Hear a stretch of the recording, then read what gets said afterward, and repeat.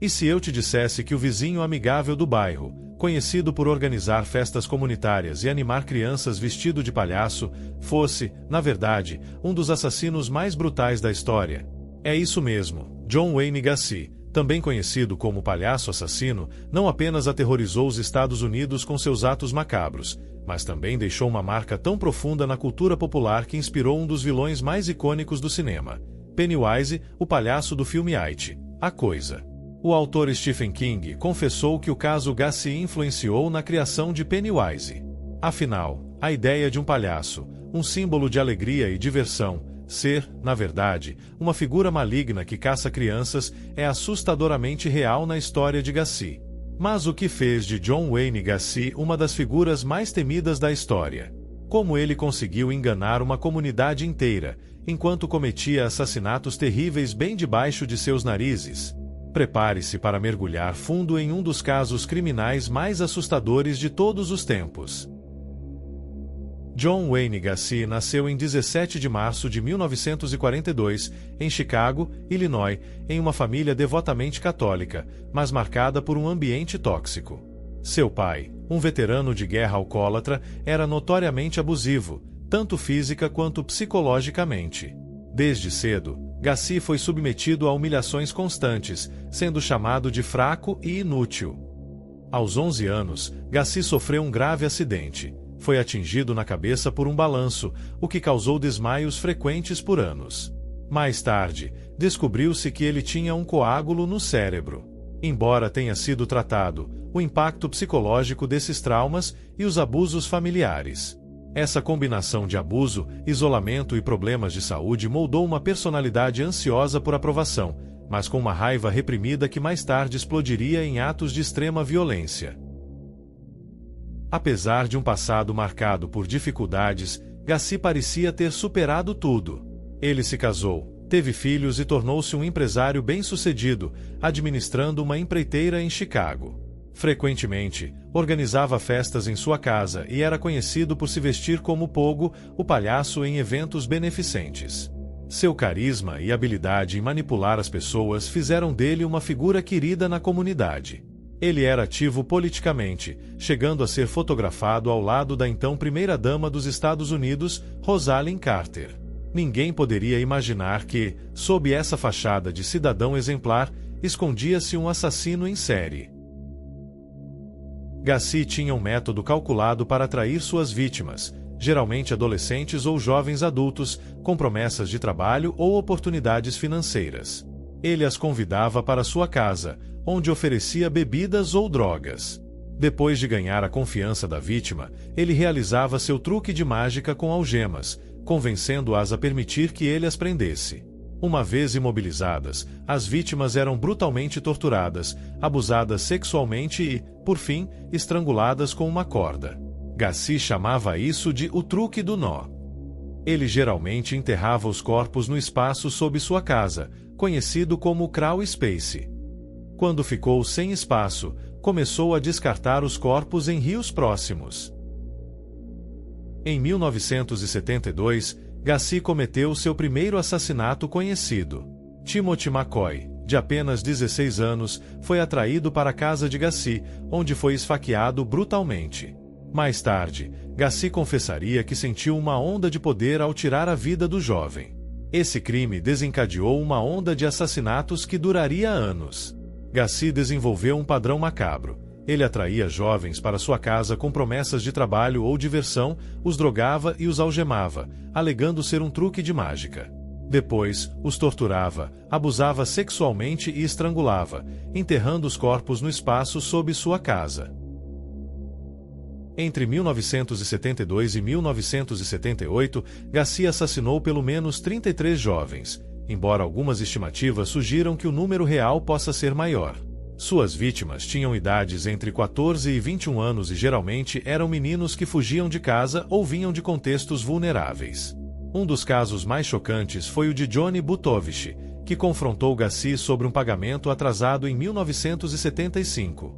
Após uma discussão, Johnny desapareceu e seu carro foi encontrado abandonado dias depois. A família suspeitava de Gacy, mas a polícia ignorou as denúncias.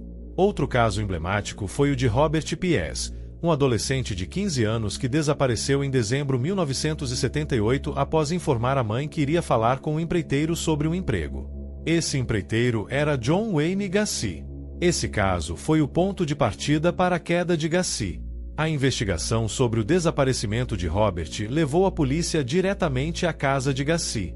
Apesar de suas tentativas de enganar as autoridades, o mandado de busca revelou evidências perturbadoras, incluindo objetos pertencentes a outras vítimas desaparecidas. O que a polícia encontrou sob a casa de Gacy chocaria o mundo inteiro. Enquanto cometia esses atos brutais, Gacy mantinha sua vida pública impecável. Ele continuava organizando festas, participando de atividades comunitárias e se apresentando como Pogo, o palhaço.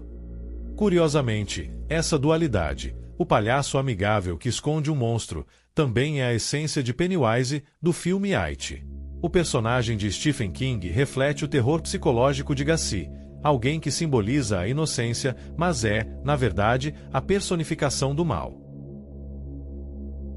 A polícia começou a investigar Gacy depois do desaparecimento de Robert P.S.